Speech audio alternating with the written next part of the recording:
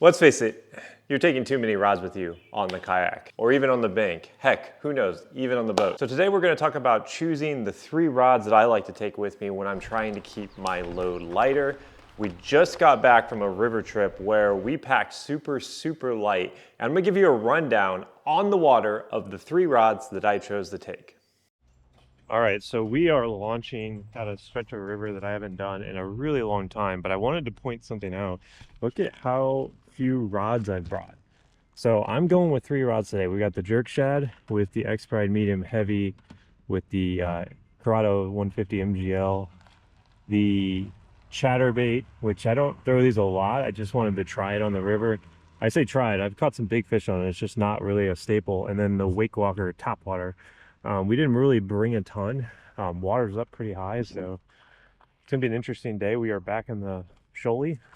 I did bring the big motor just because that's typically what I've run on the Smallie.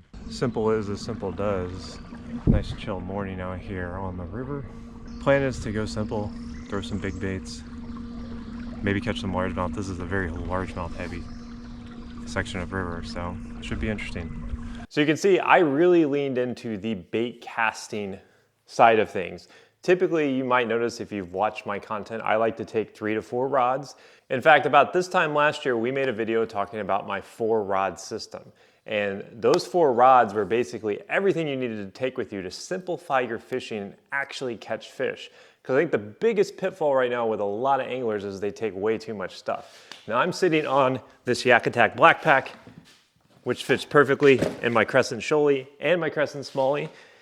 And the best thing about it is it's so small that if you keep it empty, it's a super lightweight kayak crate. From a tackle standpoint, you can either get a ton in there or you can get a little, and that's why I like the 13 by 13. But when it comes to rods and reels, that's where things get a little tricky. I think one of the biggest memes and jokes and things that when people talk about a kayak angler, it's having all these rods behind them sticking up out of the back. And don't get me wrong, if I'm in a tournament, I don't know what's going on, I've taken a lot of rods. But this year I've really focused on simplifying my fishing. And this last trip was no exception. So let me kind of set the scene for you, and then we're gonna watch some footage. I'm gonna talk about some of these rods and why I could have gotten away with not only bringing only 3 rods, but maybe even 1 rod. And that's why I think packing light is so important on these more technical floats. This float was pretty simple. It was a 8 to 9 mile float. The water has been super up. We've gotten a ton of rain, but it is dropping. So we are going to be working with 1, high water that's dropping, 2, stain, and 3, a very technical float. Now, if you're not a kayaker, you're just watching this to get the fishing side of this, well, let me explain what that means. Basically, it means there's gonna be a lot of low-hanging trees. There's gonna be a lot of obstacles that you may or may not have to go over. There's gonna be a lot of fishing in tight corridors. That's why it really impacted on what I decided to bring.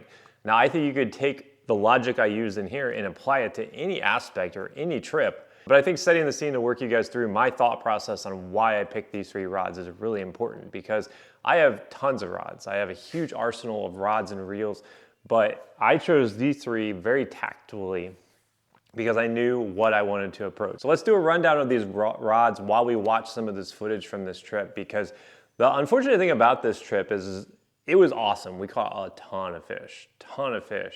I caught some really quality largemouth, a really nice smallmouth.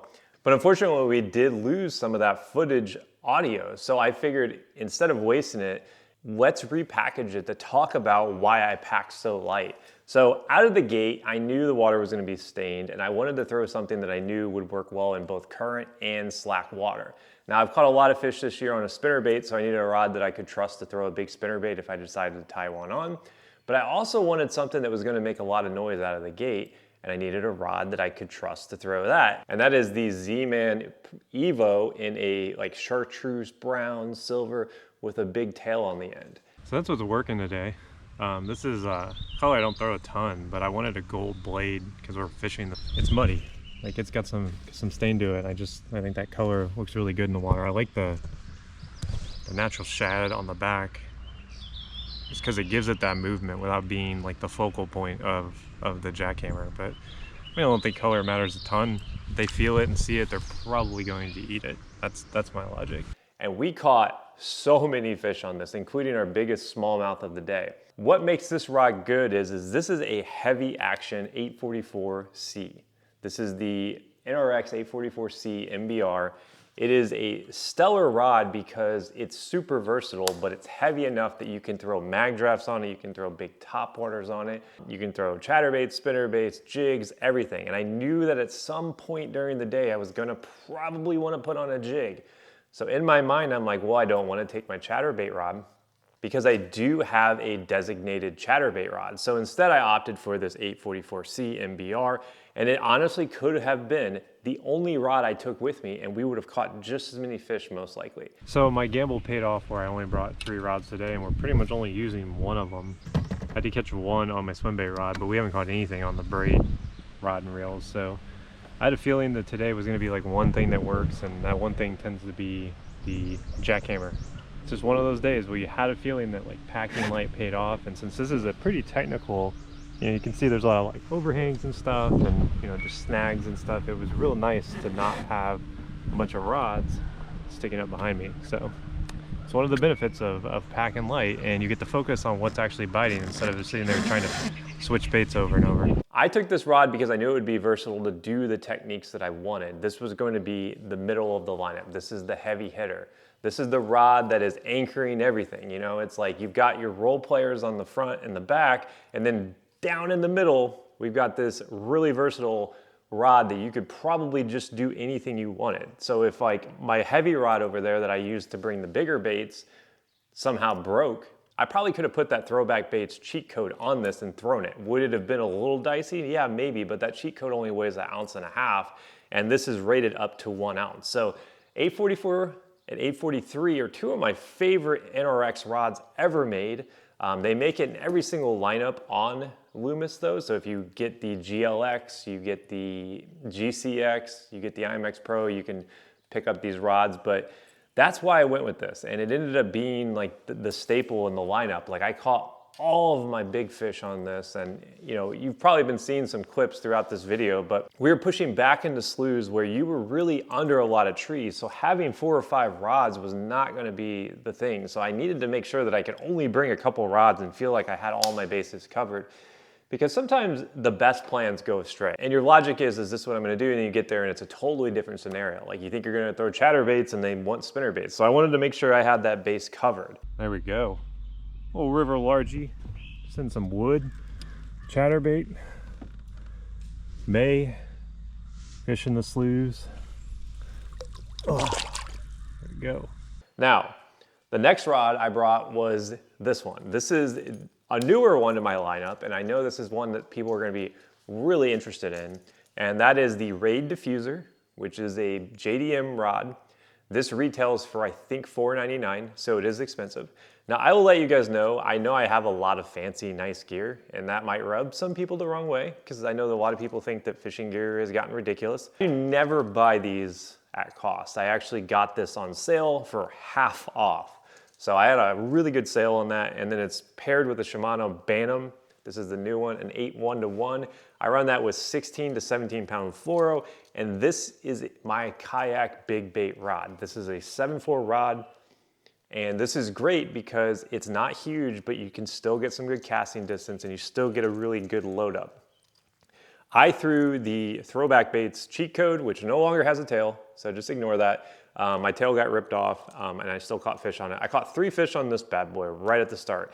The reason why I brought this rod is I knew that I could throw my big baits on it, but much like the MBR, it's kind of similar. In fact, it's just it's much heavier in the sense that this could go up to 2 or 3 ounces if you really needed to. But it could also throw spinner baits and jigs. Like I would have no problem tossing like a 1/2 ounce jig, even like a 3/8 with a trailer. It could probably do it. Now, is it the best for it? Probably not, but it's versatile enough that it can throw these big baits, but you could also throw mag drafts on it. You could throw big flukes on it. You could throw like the jerk shad. You guys know I love to throw the frog hook jerk shad. This is a rod that it could absolutely do that, and it has a lot of power to rip bass out of cover. While I did not catch a ton of fish on this, I definitely did not want to leave home without this, because this time of year, I think with a lot of fish being post-spawn, especially in the river and the water being up, I had a feeling they'd be eating big baits. It just so happened that the chatterbait bite was so strong that I didn't really need to lean on this, and we got plenty of good fish on the chatterbait. That was kind of the logic with that one, is we wanted to just have a rod that could throw the bigger baits, but if something happened and for whatever reason I snapped my MBR, guess what? I've got this one in the back burner. And that's something you have to be thinking about, because you don't want to go out on the kayak with just like 1 or 2 rods, especially on the river, because if you snap one, you're kind of, you know, are you going to be able to keep fishing? That's something you have to consider. So finally, let's move on a little bit, and I'm going to talk about tackle selection and just this trip as a general rule, having gone into it as a minimalist. So the final rod is this one. You guys have seen this a lot. I get a ton of questions about this rod. And what's funny about it is I think the reason why I might get so many questions is I'm constantly changing the reel on it. Now, if you watched my last video of the creek fishing, I actually had 4 rods with me on the creek, and I felt like that was too much. And it was something that I really considered when packing for this trip. In my 4-rod system video from last year, I talked about how I like to have a finesse rod, a heavy rod, and then a couple middle ground rods in the center. Now I'm starting to really lean towards realizing that 3 rods is really the magic number. And typically, this rod would not be in the lineup. I like to throw this rod because it's good at spinnerbaits, it's good at throwing jigs is what I have it tied on, which is funny because I mentioned how the MBR, I was gonna put a jig on it, but I ultimately did put it on this because I didn't want to take the chatterbait off. And that just proves what a good selection I did, because I picked so many rods that were able to do those things. But this Expride 7.2 medium heavy is a super versatile rod. I actually brought it in case I wanted to throw like a topwater, like a plopper or something like that. I think that this rod has the action similar to the jerkbait rod. It is a fast rod, but it really bends up. So it's like a bigger version of it. One misconception about the Expride jerkbait rod is that it's just like this little medium flimsy rod, when really it's not. It's just a lighter duty version of something like this. So I really like this rod. I did not catch a single fish on it though. So we could have literally have left this home and caught every single fish that we caught. So that brings us to the meat of this, where we're gonna look at some of this footage, just talk about this trip in general, because fishing high water is a challenge, and forcing yourself to pack light is even a bigger challenge. So let's talk about this trip as a whole, because May is a tough month to fish. Don't get me wrong, when you're post-spawn in any water body, not only the river, you're looking at some really challenging conditions. Combo that with the fact that we just got a ton of rain and the water has been up and dropping, and you're looking at one of the hardest bites there is, in my opinion. So making the right decisions were crucial for a day like this, and I think the jackhammer really carried us to some super nice smallmouth. We caught that 18.5 on the chatterbait, throwing it down in a deep section of the river where it pools up, but there's still a lot of current along a mud bank. And we were able to horse that bad boy out of there. All right, well, I just nailed a super nice one here on the jackhammer. It was a super awkward catch because I stood up to fish for a little bit, and then that's a super nice fish though. Yeah, he's only 18 something. He's fat though. That's a really fat one for this time of year, really. And what's funny is I've mentioned this like several times in this video, but we could have probably gotten away with just that rod. And as far as tackle selection too, this was kind of an impromptu trip. I did not plan on going to it. And I literally just took the same thing I just took to the creek last week. We didn't make a lot of deviations, because if you look at what I had in my tackle box, I've got some top waters, I got a big bait, I've got some extra jackhammers, you know, some mag drafts, some poppers even. You're looking at essentially baits that any 3 of these rods could throw at any given time. You put any of these rods on there, with the exception of maybe some of the smaller top waters on the diffuser, you're pretty much good to go. So I had 1 tray of tackle, 1 bag of soft plastics with some leader lines just in case I decided that. Otherwise, my black pack is fairly empty. I've got my GoPro battery in there, which I do use to power my GoPros, and that's it. You know, I have the pliers and your general tools. That is a pretty minimalist way of fishing. And I think if more people were able to break it down like this and fish, they would probably have more success on the river. So I think a lot of the questions that might be in this video is, why didn't I bring a spinning rod? You guys know I love spinning rods. You see me throw them all the time. But I ultimately opted to not bring a spinning rod because I knew the water was going to be higher. So instead of bringing the spinning rod that was probably just going to get in the way most of the day, I opted for a 3rd bait casting rod. In reflection, I could have gotten away with just the 2 rods that I caught fish on. But since the water was gonna be high, it was gonna be muddy, this is just like an empty rod. I think a lot of anglers get it in their minds that they've had success on a spinning rod, they've had success with certain lures, they need to make sure they have them with them. But the reality is it's kind of a trap. It's like, I know in my mind, it was really hard not to bring my topwater rod, my designated topwater rod, because I knew that I was going to throw that cheat code and wake it on the surface, that most of the topwater bite would be covered in that water column. But then having the diffuser with me gave me an option to throw heavier baits when I wanted to. So it's a real tactical thing when you really break it down. But I think like what I'm trying to say is don't overcomplicate it. If you look at the water conditions and know you're not going to throw a finesse rod, there's probably no point in bringing your finesse rod. So other than that, my kayak was pretty barren most of the day. We mostly fished the sloughs, we got back in there, we got dirty. We caught some good fish, caught tons of really solid largemouth that I'm really proud of this day. It's unfortunate that the audio got corrupted. It was such a good video just showing the simplisticness of kayak fishing that I think a lot of people get caught up in this gotta take 1,000 rods to be successful. I mean, honestly, like for the most part, the shoalie was pretty bare bones this day. I had my motor on the back, a battery in the front, a black pack, and 3 rods. You know, other than my cameras, what more could you possibly need? You got a board to measure your fish. I didn't bring a net. You know, I boat flipped most of my fish. So overall, it was an awesome day on the river fishing high waters with that simplistic mindset. I hope you guys found this video very useful because I know I get a lot of questions about my rod and reel selection. I tend to swap them around a lot. I tend to like really experiment with combos just because it keeps things exciting on the water. I love changing what I'm using. I just think it's fun. In fact, I'm gonna give you guys a little sneak peek. This is actually a new reel that I just picked up. It's new to me. This is a 2019 Daiwa Zillion SV TW. It looks like a Tatua. This is before they updated to the silver Zillions. I actually picked this up used, but you're probably wondering why did I get this reel? This is a 9-1-to-1 reel. This is one that they only sold in Japan. It's got a little bit of wear on it, but honestly, it's in really good shape for the price I paid for it. I got this for about 120 bucks. This was an expensive reel back then, but this is my new topwater reel, especially on the river. 9-1-to-1, 38 inches of line per turn. This thing is going to be a little lightning bolt for cranking those ploppers.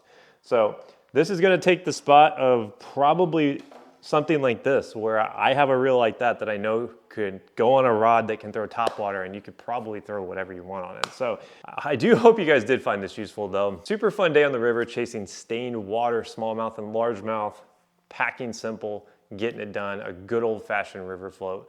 So I will see you guys next time on the water. All right, that's kind of a wrap here on this river.